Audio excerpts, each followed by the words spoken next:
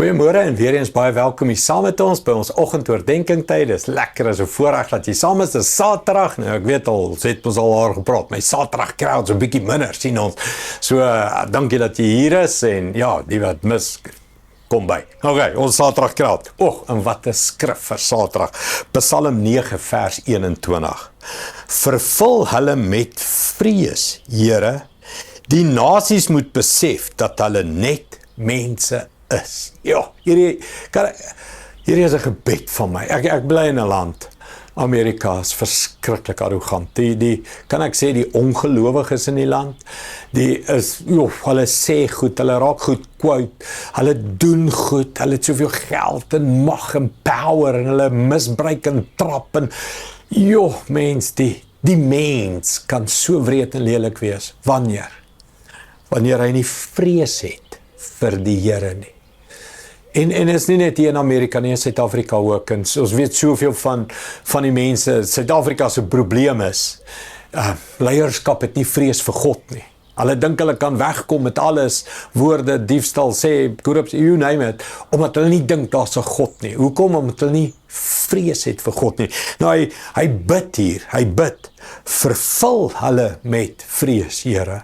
En kan ek sê, dis 'n gebed, wat ek eers vir myself bid, en ek begin altyd maar by die self, ek hoop jy ook, begin by die self.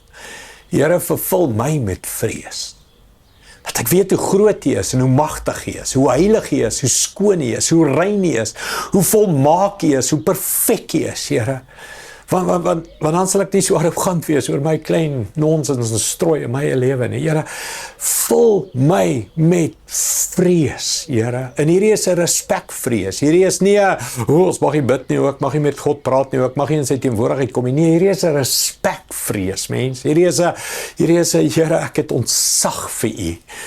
Maar hy bid ook, nie net vir homself nie, hy bid ook vir die volk, vir die land. En hoe bid ek dit vir Suid-Afrika? Hoe bid ek dit vir Amerika? Hoe bid ek dit vir alle mense, die wêreld? Almal wat arrogant leef en dink daar's nie 'n God nie.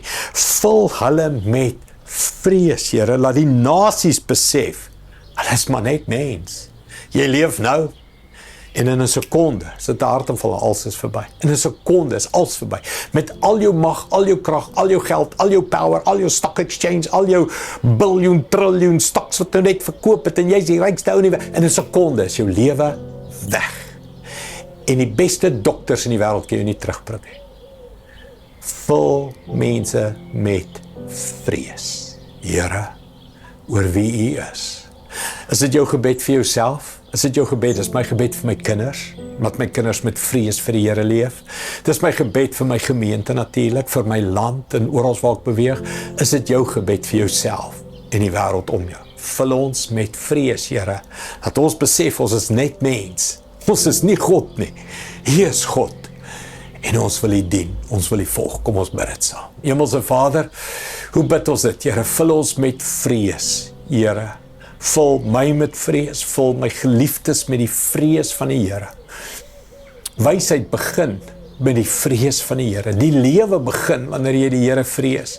En dis nie 'n vrees wat jou bang maak en mekaar druk dat jy nie lewe nie. Inteendeel, dis 'n vrees wat jou release om te lewe. Dis 'n vrees wat jou empower om te leef. Dis 'n vrees wat jou roep om te leef, omdat jy gehoorsaam is aan hom, omdat hy by jou is, omdat hy binne in jou is en jy ontzag het vir hom. Here, ek dink aan daai woorde, buig laag voor die Here en die duiwel sal voor jou buig.